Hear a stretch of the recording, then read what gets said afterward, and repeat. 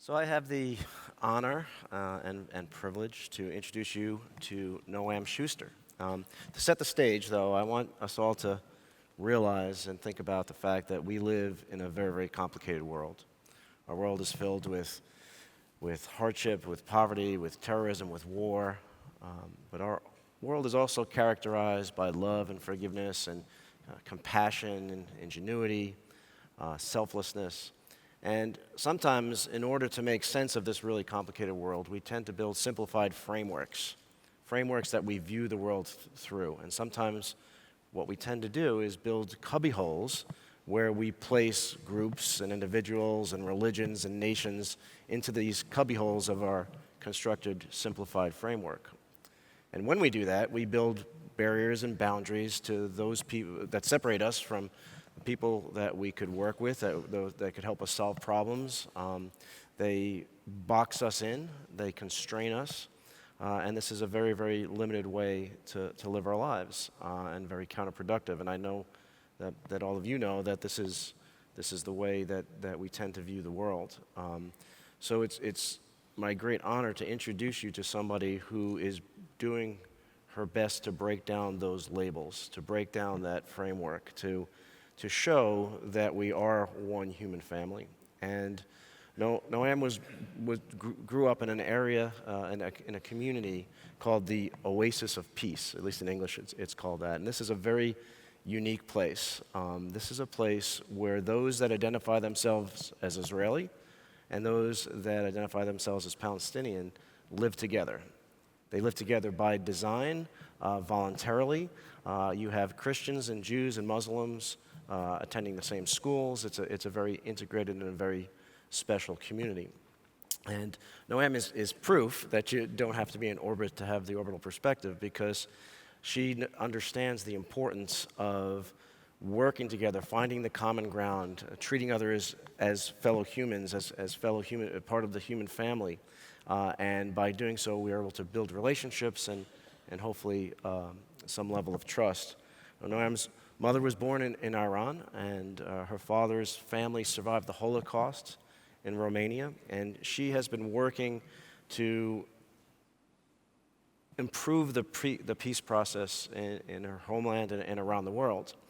She is the director of an organization called Interpeace. It's an international peace organization that has a special partnership with the UN, and she, being exposed to the limitations of the peace process, has really been trying to break down those boundaries and those borders, and tries to include those groups in the process that have been sidelined, those groups that have been placed in cubbyholes by the different organizations that have not had a voice in the peace-building process. And her work is not only limited to Israel. She's traveled around the world, and she's worked, for instance, in Rwanda with genocide survivors, and she really is an inspiration. And so it's my great honor to introduce you to Noam Shuster.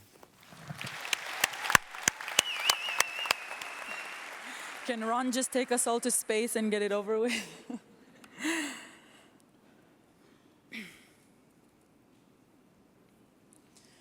You are a traitor for thinking we can have peace with the Palestinians. I am ashamed that you are one of my people. These were the final words of one of my relatives right before coming here. My parents, when I was little, they decided to make my life very, very complicated in the heat of the Oslo agreements, when they still had hope. And they moved to the only intentionally mixed Israeli-Palestinian community called the Oasis of Peace. I was brought up dreaming, loving, laughing, and crying in Hebrew and in Arabic. I also laugh in Farsi with my nuclear Iranian family. My mother was born in Iran, and my father is son of Holocaust survivors from Romania. When I speak Arabic, most people think I'm from the military or from the intelligence, or they think I'm Palestinian because I look Middle Eastern. Jews of my generation who speak Arabic, ironically, speak it for military purposes. I am stopped in Jerusalem daily by Israeli forces, mistaking me for a Palestinian. My identity embodies an alternative narrative, a narrative where an Iranian Jewish woman can speak Palestinian dialect simply to communicate with her neighbors and best friends, not to spy on them. Last time I checked, Arabic is the language of the Middle East.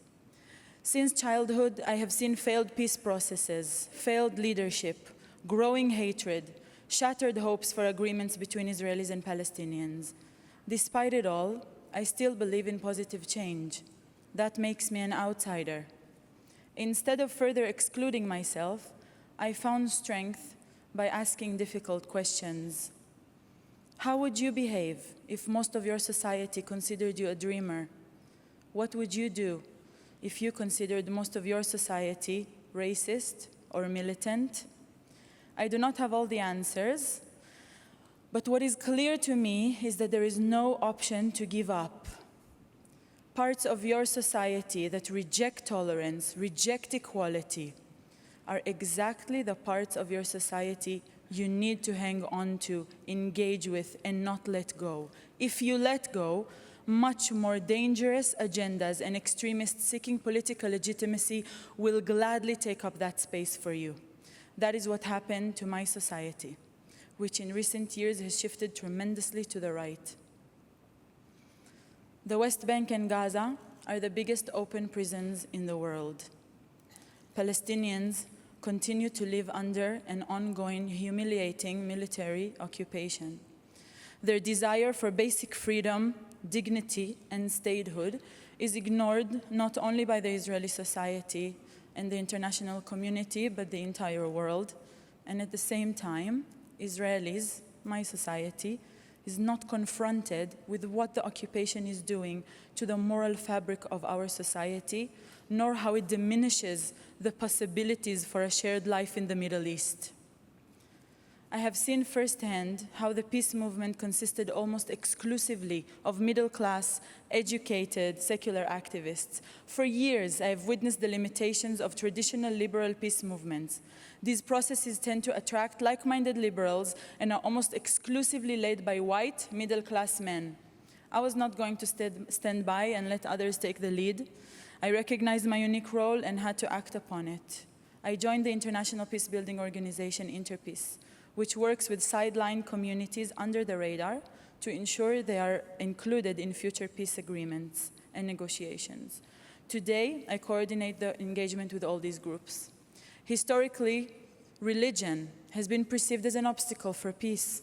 Religious leaders were never included in the conversation. What a historical mistake to try and separate religion from peace in the Holy Land. As part of our strategy, we reached out to very influential Jewish and Muslim religious leaders. We offered a safe and dignified space for dialogue. Some began the meeting by simply wanting to leave or calling each other Satan. Slowly, Satan left the room, and Satan was replaced by a debate about the value of life versus the value of land. Just imagine this for a second.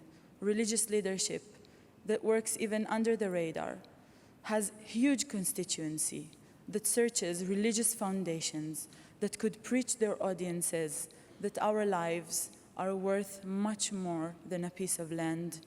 They deeply research religious foundations that could support truthful nonviolent agreements. The process in Northern Ireland taught us the importance of engaging with the religious leadership, even under the radar, until the grounds are fertile again, ready for these leaders to speak out without being ostracized from their communities. I was previously convinced that religion couldn't be part of this exclusive circle called peace. I want you all to challenge yourselves, challenge your assumptions about who can create change.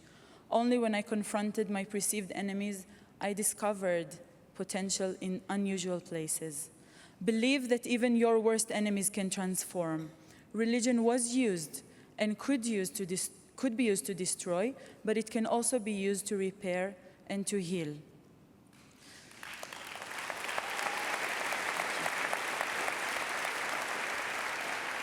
I want to end my last comment with a brave woman that inspired us on Thursday, a woman that crossed many, many checkpoints and humiliation to get here and inspired us on this stage, Abir. I want to say, Abir, we are not free until you are free.